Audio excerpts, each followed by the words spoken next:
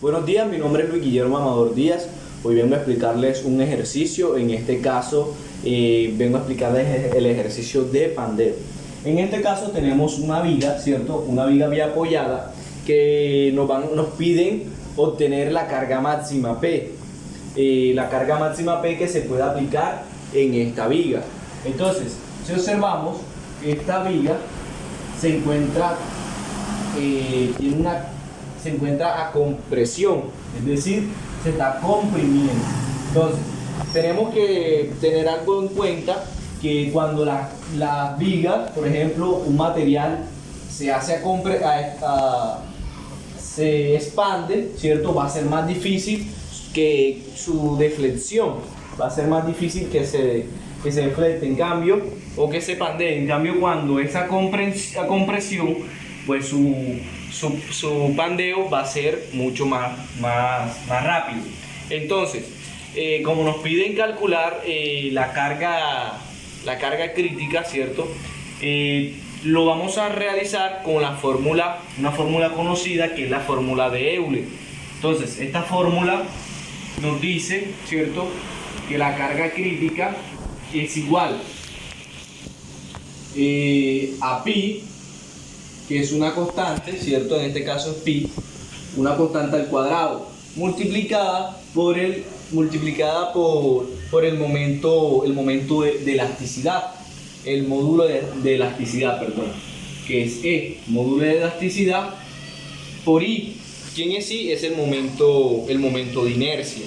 Entonces, esto va dividido sobre la longitud, ¿cierto? Longitud al cuadrado multiplicado por un ángulo beta, pero en este caso, como la carga es bien apoyada, ¿cierto? Cuando la viga es bien apoyada, su ángulo beta va a ser 1. Entonces, por esta razón, quedaría la longitud solamente. Entonces, ¿qué datos conocemos de aquí? Conocemos el límite de elasticidad. Entonces, el límite de elasticidad, tenemos un límite de elasticidad que es de 300 megapascales, que serían igual a 300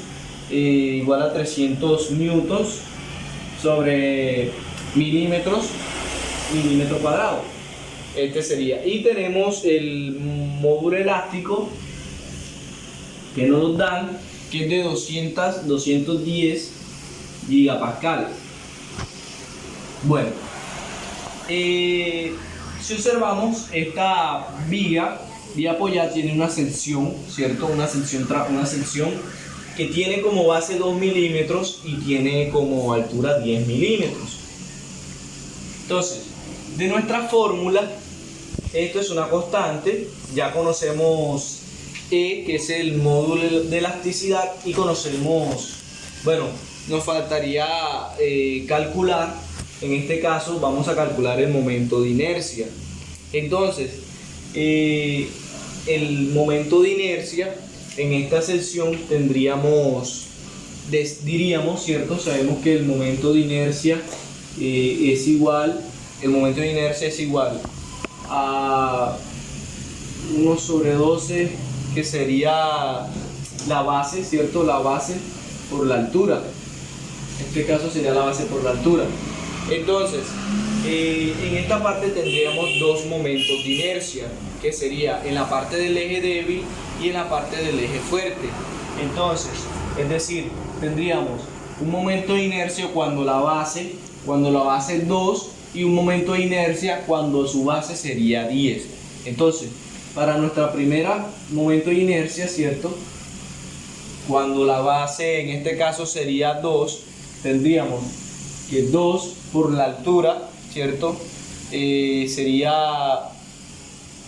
lo siguiente, vamos a colocarlo así, sería 1 sobre 12, esto multiplicado por 2, ¿cierto? Y su altura en este caso sería 10 por 10. Entonces la base es 2 y la altura sería 10, que sería elevado al cubo. Entonces sería la base 2 dividido entre 12 multiplicado por la altura al cubo. Entonces este momento de inercia nos va a dar un valor de 166, nos va a dar un valor de 166,67 milímetros cuadrados.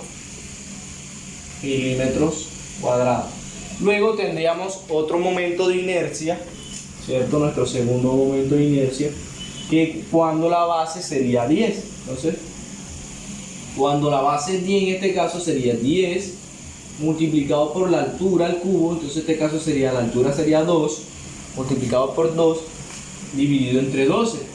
Y esto nos daría un valor de 6,67 milímetros cuadrados.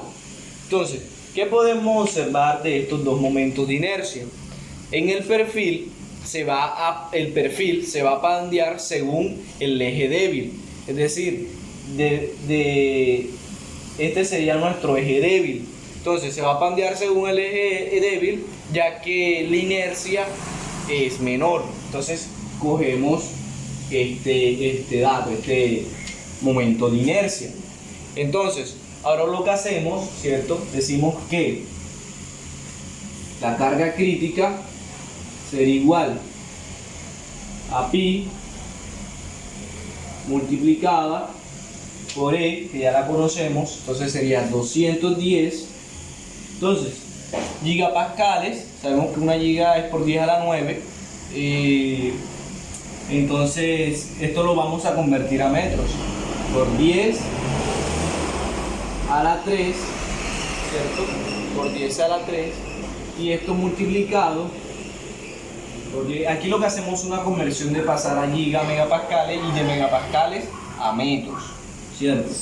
Entonces, sabemos que un megapascal es 10 a la 6. Entonces, hacemos una conversión y convertimos esto a metros. Luego sería por el momento de inercia. Sabemos que vamos a coger el de menor valor, 0,67, ya que sería nuestro eje débil. Entonces, 0,67, y esto dividido sobre la longitud, que sería 1000 al cuadrado. Entonces, con esto decimos que la carga crítica, ¿cierto? Que es la carga crítica que se debe aplicar es de 13,8 newton. Entonces, con esto podemos decir, o de esta manera, decimos que la carga máxima que podemos aplicar en esta viga es de 13,8 newtons. Entonces, ya hemos calculado lo que nos pedían, pero, ¿cierto? Bueno, entonces, ahora, ¿cierto? Podemos decir en este caso que si la viga tiene otras restricciones, simplemente cambiamos el coeficiente beta y calculamos las cargas críticas en cada caso. O sea, ¿qué es lo que queremos decir? Si la viga tiene otras restricciones, como observamos acá en la gráfica, puede que la viga sea empotrada libre, sea como la tenemos aquí, que es biapoyada, y también tenemos una viga que puede ser empotrada apoyada, y una viga doblemente empotrada. Entonces, estas son las restricciones que puede tener una viga. Entonces, de acuerdo a cada una de las restricciones, el coeficiente beta va a cambiar, su valor va a cambiar. Entonces, va a cambiar sus diferentes valores, y como observamos en la gráfica, ¿cierto? Va a variar. Entonces, si el coeficiente beta cambia, ¿cierto? Calculamos las cargas críticas que observamos aquí para cada caso. Entonces, aquí, ¿cierto? Aquí en la gráfica que observamos, que podemos decir, según las condiciones y los valores de beta, la longitud equivalente del pandeo disminuye o aumenta. Es decir, de acuerdo a la longitud equivalente, ¿cierto? De acuerdo a las condiciones del pandeo y la longitud equivalente, va a disminuir o va a aumentar.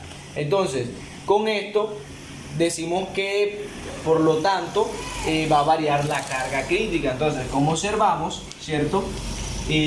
Al momento de variar esa carga crítica, teniendo en cuenta el coeficiente beta y la longitud, obtendríamos los diferentes valores que observamos aquí. Con esto damos por finalizado nuestro ejercicio. Muchas gracias.